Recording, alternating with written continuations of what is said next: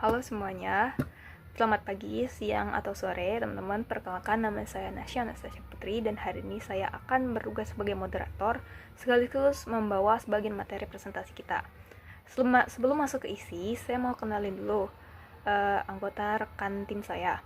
Pertama ada Destria Khairunisa, kedua ada Satria Saputra, ketiga Ahmad Syabana, keempat Muhammad Rifki Atala, kelima Muhammad Rafin Rifa Neri, dan yang terakhir saya sendiri Nasya Anastasia Putri. Kami berenam bersama-sama sudah menyiapkan materi dengan topik tools UML. Nah, khusus hari ini saya akan menjelaskan bagian pada rational rules serta kesimpulannya nanti. Oke, pertama-tama kita bahas dulu tentang UML. UML ini singkatan dari Unified Modeling Language. Intinya, UML itu kayak bahasa gambar standar buat bantu kita ngerancang sistem berbasis objek. UML bukan metode, tapi jadi alat komunikasi biar analisis, desainer, sama programmer bisa nyambung kalau lagi bikin sistem yang kompleks. UML lahir dari penggabungan metode Butch, Rumbaud, dan Jacobson. Lalu tahun 1997 ditetapkan OMG sebagai standar internasional. Kenapa penting? Karena UML itu ibarat blueprint sebelum kita coding. Jadi lebih gampang buat ngerti alur sistem, struktur kelas, dan interaksi antar objek. Contohnya ada beberapa diagram yang sering dipakai, use case, activity, class, sama sequence diagram. Lanjut ke rational rules. Jadi, rational rules ini dulu salah satu software pemodelan UML paling populer di akhir 90-an sampai awal 2000-an. Awalnya dikembangkan oleh Rational Software, kemudian diakuisisi IBM tahun 2002. Dengan rational rules, kita bisa bikin berbagai macam diagram UML, mulai dari use case, class sequence, sampai deployment. Yang bikin keren, rational rules bisa generate code dari model, bisa reverse engineering, bahkan ada fitur round trip engineering yang bikin model sama code bisa saling sinkron. Nah, sekarang kita lihat plus minusnya. Kelebihannya, fiturnya lengkap. Fiturnya lengkap banget, support hampir semua diagram UML 1.x. Bisa round trip engineering, model, dan code bisa saling update. Dulu dipakai luas banget, jadi banyak materi pembelajarannya. Kekurangannya, berat dan berbayar mahal. Masih terbatas di UML 1.x, jadi sekarang agak ketinggalan. Ribet untuk pemula karena fiturnya terlalu kompleks. Kalau dibandingkan sama tools lain seperti Visio, lebih ringan dan simple, tapi fiturnya nggak sekuat ROS. Kalau sama Magic Draw dan Enterprise Architect, lebih modern, sesuai standar UML terbaru, dan lebih murah. Dengan Rational Software Architect, penerus ROS dari IBM sudah mendukung UML 2.x dan kebutuhan arsitektur modern. Jadi dari pembahasan ROS tadi, UML itu penting banget sebagai blueprint sistem sebelum coding. Rational rules pernah jadi tool UML paling populer dengan fitur yang lengkap. Tapi sekarang banyak tools modern yang lebih ringan, murah, dan sesuai standar terbaru. Mungkin itu cukup dari bagian saya. Selanjutnya akan dilanjutkan oleh rekan tim saya. Saya Destria Khairunisa dengan NPM 2024210001. Di sini saya akan melanjutkan penjelasan mengenai Microsoft Visio. Microsoft Visio adalah aplikasi yang mendukung pembuatan diagram bisnis, mulai dari flowchart, network diagram, dan model UML. Visio dirancang untuk membantu menyampaikan informasi dalam bentuk diagram secara lebih jelas dan terstruktur.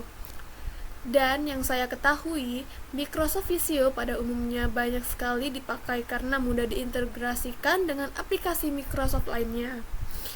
Selain itu, Microsoft Visio memiliki kelebihan serta kekurangannya. Kelebihannya yaitu memudahkan untuk membuat slide dan diagram visual yang paling sederhana dengan cepat dan efisien. Karena Visio menyediakan template dan shape siap pakai untuk flowchart, jaringan, dan diagram dasar drag and drop shapes. Adapun kekurangan dari Microsoft Visio, kekurangannya yaitu kurang cocok untuk rekayasa perangkat lunak tingkat lanjut, serta Microsoft Visio berbayar untuk lisensi tambahan. Perbedaan Microsoft Visio dengan tools yang lainnya. Microsoft Visio lebih ringan dan cocok untuk pemula serta mendokumentasikan visual secara sederhana. Dan yang kedua, Microsoft Visio hanya berfokus di tools, flowchart, UML, organizational chart. Oke, next selanjutnya Violet. Violet ini 11-12 sama Microsoft Visio, tetapi dia ini bukan sebuah Microsoft, melainkan sebuah tools sederhana dan ringan untuk membuat diagram UML dasar. Nah, jadi Violet ini hanya berfokus pada UML dasar saja, seperti use case diagram, sequence diagram, dan class diagram, yang sangat mudah untuk dipelajari dan digunakan. Sangat cocok untuk pengembang, siswa, dan guru. Adapun kelebihan dari Violet yaitu Violet sangat cocok untuk mahasiswa atau pemula yang belajar dasar UML. Dan yang kedua, Violet lebih mudah diakses karena open source atau sepenuhnya gratis.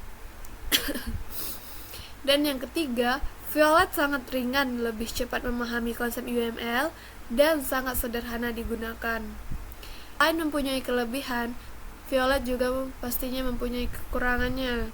Yang pertama, Violet tidak bisa melakukan code generation.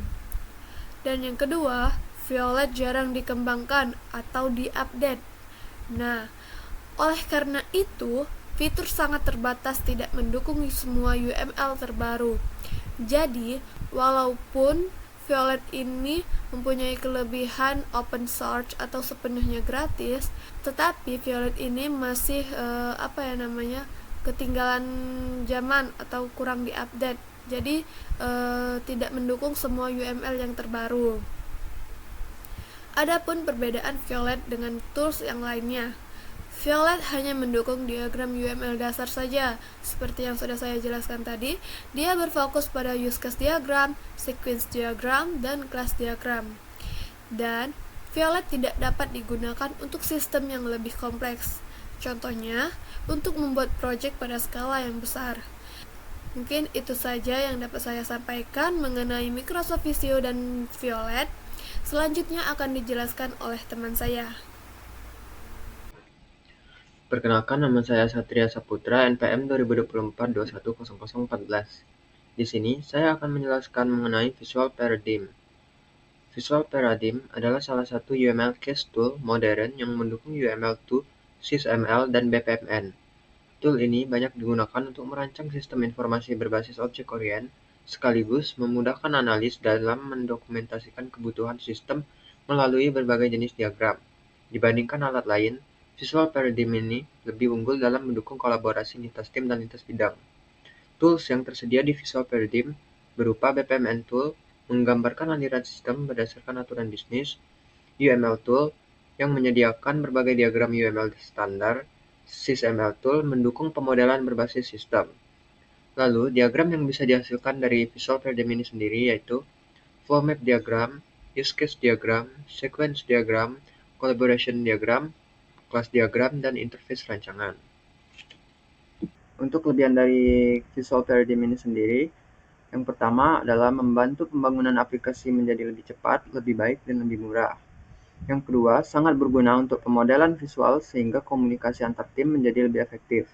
Yang ketiga, lebih unggul dalam kolaborasi dibandingkan aplikasi lain, seperti Rational Rules.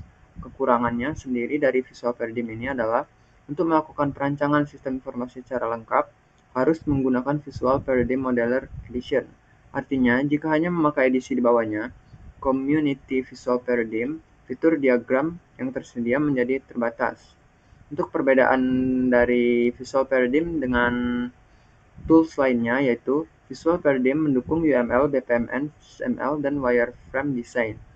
Dan Visual Paradigm lebih efektif untuk kolaborasi lintas bidang, atau misalnya analis, developer, manager juga bisa menggunakannya bersama. Visual Studio 2010. Visual Studio 2010 merupakan suatu perangkat lunak yang dapat digunakan untuk pengembangan berbagai macam aplikasi yang memiliki berbagai macam tipe, antara lain aplikasi desktop atau Windows Form, command line, aplikasi web, Windows Mobile. Tipe-tipe Visual Studio terbagi menjadi beberapa tipe, yaitu Visual Studio Express Edition yang bisa digunakan secara gratis, Visual Studio Standard Edition, Visual Studio 2010 Professional Edition, yang keempat ada Visual Studio 2010 Ultimate Edition. Keunggulan dari Visual Studio 2010 ini sendiri yaitu Visual Studio 2010 memiliki lebih dari satu compiler, SDK atau Software Development Kit, dan dokumentasi tutorial atau MSDN library yang lengkap. Yang kedua, mendukung berbagai bahasa pemrograman seperti Visual Basic, Visual C Sharp, Visual C++, Visual F Sharp, dan lainnya. Yang ketiga, memudahkan pembuatan program aplikasi berbasis Windows dengan lingkungan dan visual yang drag and drop. Yang keempat, bahasa yang digunakan cukup mudah dipelajari, cocok untuk pemula dan programmer tingkat lanjut untuk membuat program mulai dari yang sederhana hingga kompleks. Yang kelima, menyediakan fasilitas debugging yang efektif untuk mendeteksi dan memperbaiki kesalahan program. Kekurangan dari Visual Studio 2010 ini sendiri yaitu Visual Studio 2010 membutuhkan spesifikasi komputer yang cukup tinggi agar dapat berjalan dengan lancar. Masa dukungnya berakhir pada tahun 2010. Pengujian ekspresi pada Visual Basic Net yang ada di Visual Studio 2010 memiliki keterbatasan. Misalnya tidak bisa menguji lebih dari satu ekspresi sekaligus. Yang keempat, Visual Studio 2010 sudah usang dan kurang mendukung teknologi terbaru. Yang kelima, siswa atau remaja lebih tertarik menggunakan bahasa dan framework yang modern. Perbandingan dengan tools lain, yaitu Visual Studio 2010 lebih cocok untuk belajar dasar pemrograman dan membuat aplikasi yang sederhana. Lalu yang terakhir, Visual Studio sudah lama dirilis atau 2010 dan masa dukungnya berakhir di 2020. Sekian dari saya, terima kasih. Oke. Halo semuanya. Perkenalkan, nama aku Ahmad Sugana dari kelompok 1. Di sini aku akan menjelaskan 3 poin utama. Yang pertama itu adalah definisi dari ArguML dan juga YOMLET. Terus yang kedua itu adalah kelebihan dan kekurangan dari masing-masing tools. Dan yang ketiga itu adalah perbandingan atau perbedaan dari kedua tools tersebut. Yang pertama itu adalah ArguML. Jadi ArguML itu adalah aplikasi pemodelan UML gratis dan juga open source yang banyak digunakan di lingkungan akademik untuk perancangan sistem. Dan aplikasi ini dikembangkan berbasis Java sehingga dapat dijalankan di berbagai platform, kayak contohnya Windows, Linux, dan juga OS. Terus apa aja kelebihan dan kekurangannya? Yang pertama, kelebihannya adalah gratis dan juga open source dan tanpa biaya lisensi sama sekali. Dan yang kedua itu adalah mendukung notasi UML standar kayak use case, clash, sequence, dan lain-lain. Yang ketiga itu atau yang terakhir cross platform dan juga relatif mudah buat digunain. Terus selain itu kekurangannya itu yang pertama, fungsionalitasnya itu terbatas dibandingkan alat komersial seperti Rational ROS atau Enterprise Architect, terutama pada runtime engineering. Dan yang kedua itu pengembangan dan pembaruan fiturnya itu berjalan lambat. Terus kita lanjut ke pembahasan definisi dari YOMLET itu sendiri. Jadi YOMLET itu adalah alat pemodelan UML berbasis Java yang bersifat open source. Aplikasi ini tuh dirancang sederhana untuk membuat diagram UML dengan cepat dan dapat dijalankan mandiri atau sebagai plugin Eclipse di berbagai sistem operasi. Selain itu, kelebihan dan kekurangan juga ada. Di sini kelebihan dari YOMLET itu sendiri adalah yang pertama, dapat menggambar semua diagram utama UML. Terus yang kedua itu lebih cepat dari dia dan juga WinRelo dalam membuat clash diagram. Terus kekurangannya di sini yang pertama, total waktu pengerjaannya itu lebih tinggi dibanding dia sehingga kurang efisien atau kurang cocok. Terus yang terakhir itu koneksi antar notasi itu masih manual, berbeda terbalik dengan WinRelo yang otomatis. Terus pembahasan yang ketiga itu adalah apa aja perbedaan dan perbandingan dari kedua tools tersebut. Jadi Kalau Argo UML itu lebih sering digunain buat mahasiswa sebagai aplikasi pemodelan kebutuhan sistem. Sedangkan untuk YUMLET itu sendiri itu lebih ringan dan juga praktis untuk menggambar diagram cepat dan cocok buat di pendidikan maupun industri. Mungkin itu aja sih pembahasan dari gua. Dan see you again. Baiklah, perkenalkan, nama saya Muhammad Rafin Rifaneri dari kelompok 1. Saya akan menjelaskan tentang materi Poseidon UML. Apa itu Poseidon UML? Poseidon for UML adalah alat permodelan UML yang mendukung round trip engineering. Meskipun hanya terbatas pada diagram kelas, sinkronisasi antara model dan kode bersifat satu arah. Perubahan pada kode dapat memperbarui model UML, tetapi perubahan model tidak otomatis mengubah kode. Untuk memperbarui kode dari model, pengguna harus melakukan kode generation manual yang beresiko menimpa kode lama. Berikut ada tiga fitur utama Poseidon UML. Yang pertama, mendukung sinkronisasi model kode dengan pemeriksaan otomatis pada interval tertentu. Yang kedua, membantu mendeteksi perubahan kode sumber lebih cepat. Yang ketiga, menyediakan versi gratis yang banyak dipakai untuk pembelajaran UML. Di kanan, kita bisa lihat, itu adalah diagram Poseidon UML. Baiklah, tadi saya sudah menjelaskan pengertian Poseidon UML dan memberikan contoh diagram Poseidon UML.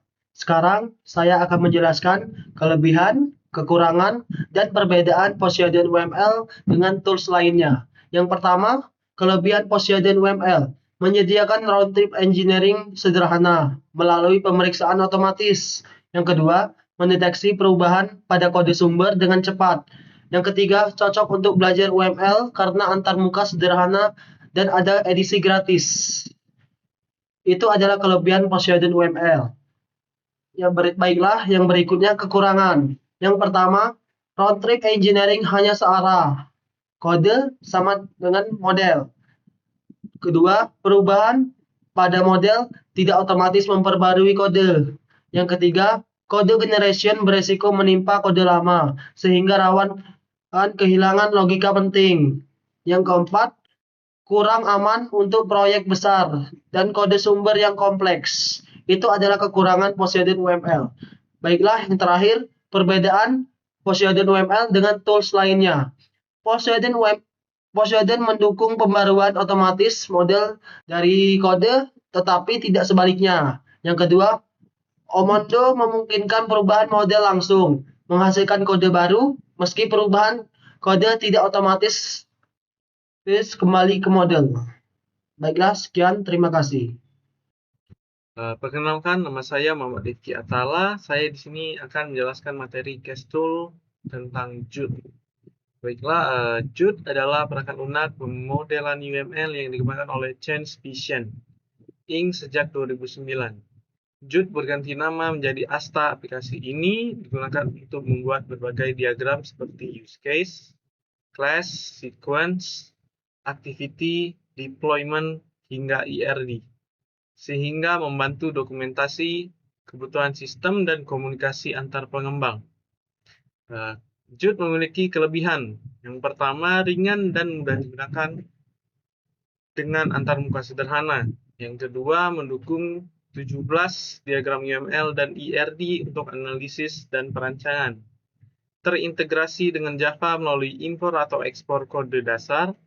Yang keempat, tersedia versi gratis yaitu Community Edition, cocok untuk pembelajaran dan akademik. Yang kelima, mempermudah dokumentasi dan komunikasi dalam tim pengembangan. Kekurangan JUT, yang pertama, fitur lanjutan hanya tersedia di versi berbayar yaitu Asta Profesional. Yang kedua, kurang mendukung proyek besar, terutama dalam kolaborasi film berskala luas. Yang ketiga, komunitas dan lingkungan relatif terbatas dibandingkan tools enterprise, misalnya Visual Paradigm dan Enterprise Architect.